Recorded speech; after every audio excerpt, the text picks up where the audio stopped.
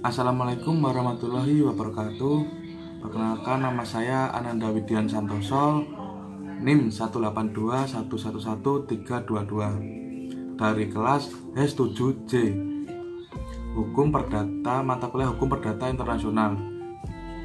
Pada kesempatan kali ini saya akan membuat video review book guna memenuhi tugas mata kuliah Hukum Perdata Internasional yang diampu oleh Bapak Yusuf Wibisono. Pada tugas kali ini saya akan mereview buku yang berjudul Pengantar Hukum Perdata Internasional Indonesia. Buku ini ditulis oleh Profesor Dr. Sudargo Gautama. Sedikit biografi mengenai beliau. Sudargo Gautama memiliki nama asli Go Gyok Siong yang lahir di Jakarta pada tahun 1928. Beliau adalah seorang pakar hukum perdata internasional dan hukum antar golongan. Beliau meraih gelar doktor di Universitas Indonesia dengan disertasi segi-segi hukum peraturan perkawinan campuran pada tahun 1955. Demikian sedikit biografi dari penulis buku ini. Buku ini dicetak oleh percetakan Bina Cipta Bandung. Memiliki 5 kali cetakan. Yang pertama yaitu cetakan pertama pada bulan Mei 1977, cetakan kedua pada bulan Desember tahun 1982, cetakan ketiga pada bulan April tahun 1985, dan cetakan keempat pada bulan Maret pada tahun 1986. Cetakan yang terakhir yaitu pada bulan Januari tahun 2019. Penerbit Bina Cipta Bandung.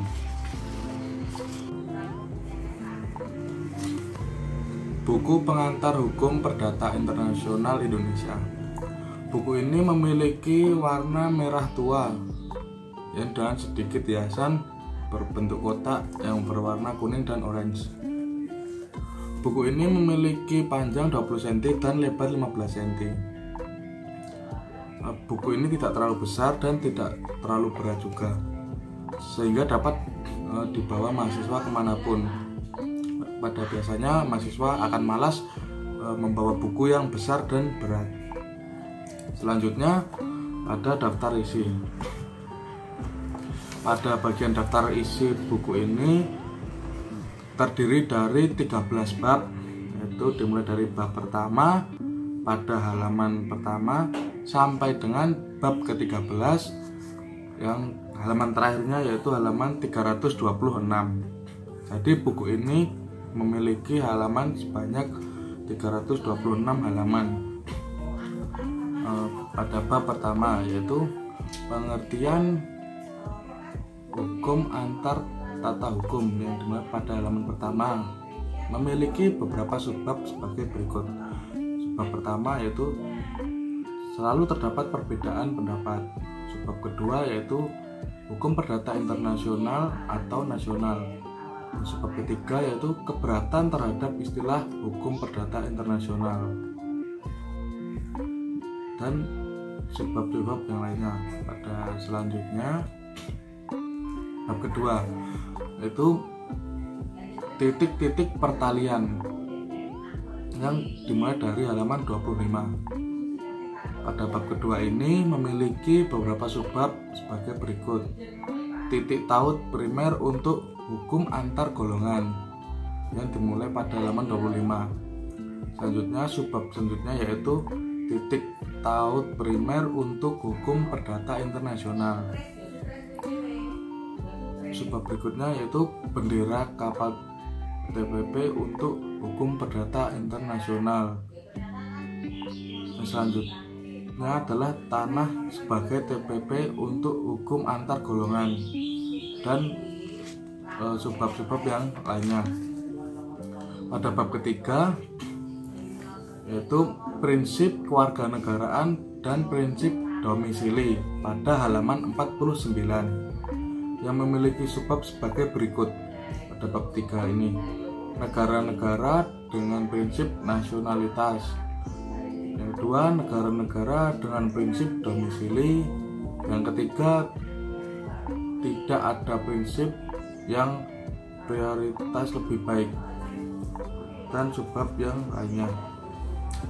Pada bab berikutnya yaitu bab keempat. Pada bab keempat ini judulkan penunjukan kembali atau renvoi. Dimulai dari halaman 89 yang memiliki subbab sebagai berikut. Yang pertama adalah hubungan dengan masalah kualifikasi pada halaman 89. Dan juga contoh tentang penunjukan lebih jauh. Subbab berikutnya adalah renvoi dan sifat nasional dari hukum perdata internasional, dan subbab yang lainnya. Pada bab selanjutnya yaitu bab kelima, kualifikasi, yang dimulai dari halaman 119. Pada bab kali ini juga memiliki beberapa subbab sebagai berikut. Yang pertama, harta benda perkawinan atau pewarisan. Yang kedua, persoalan hukum perdata internasional tak mungkin lenyap pada halaman 124. Yang selanjutnya yaitu subbab selanjutnya, macam-macam kualifikasi menurut Lex Fori, kualifikasi menurut Lex Clauser.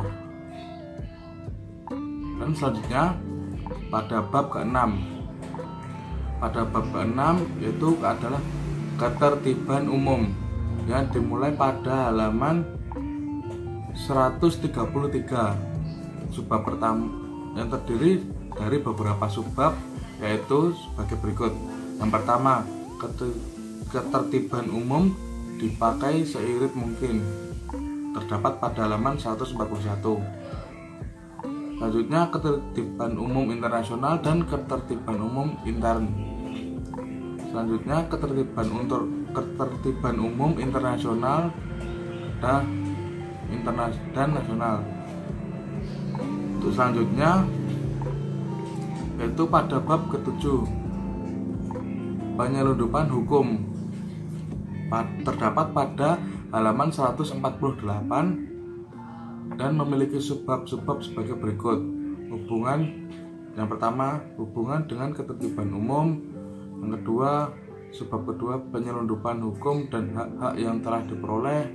Subbab ketiga yaitu contoh dari hatah intern. Selanjutnya pada bab ke-8. Pada bab ke-8 ini memiliki subjudul yaitu pilihan hukum, yang terdapat pada halaman 168. Memiliki subbab-subbab sebagai berikut. Yang pertama adalah prinsip-prinsip hukum sudah umum diterima. Selanjutnya, batas-batas yang masih dipersoalkan. Subbab berikutnya yaitu hubungan dengan ketertiban umum. Yang selanjutnya, hubungan dengan penyelundupan hukum.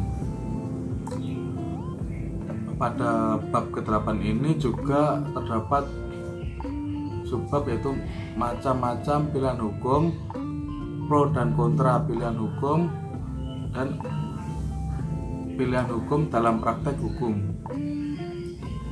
Selanjutnya pada bab 9 yaitu hak-hak yang telah diperoleh. Pada bab 9 ini terdapat beberapa subbab sebagai berikut, yaitu pengertian tentang istilah hak-hak yang telah diperoleh. Subbab berikutnya adalah hubungan dengan ketertiban umum, yaitu selanjutnya hubungan dengan lain-lain dari bagian hukum perdata internasional. Yang selanjutnya pada bab ke-10. Pada bab ke-10 ini terdapat subjudul yaitu persoalan pendahuluan, terdapat pada halaman 220.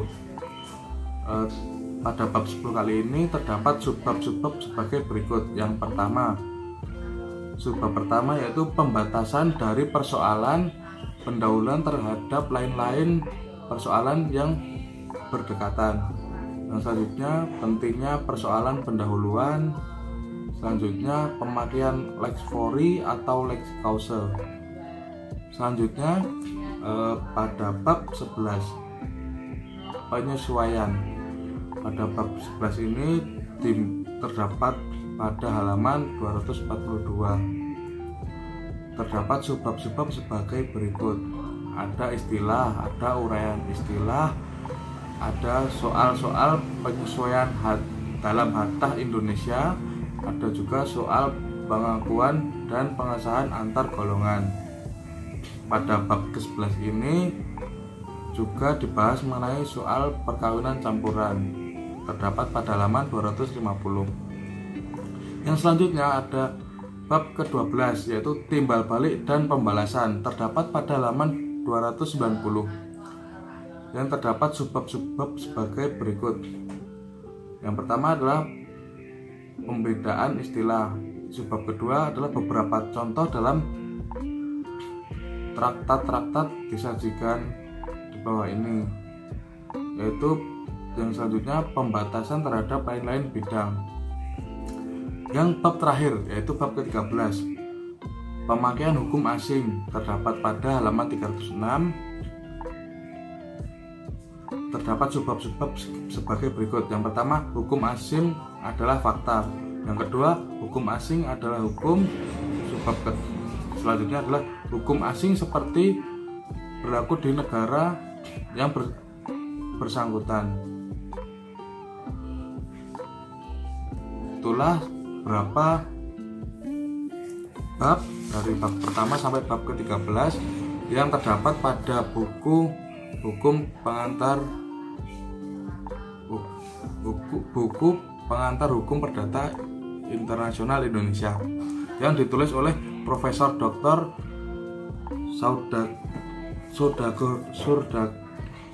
Sudargo Gautama. Demikianlah review buku yang dapat saya sampaikan. Kurang lebihnya mohon maaf. Wassalamualaikum warahmatullahi wabarakatuh.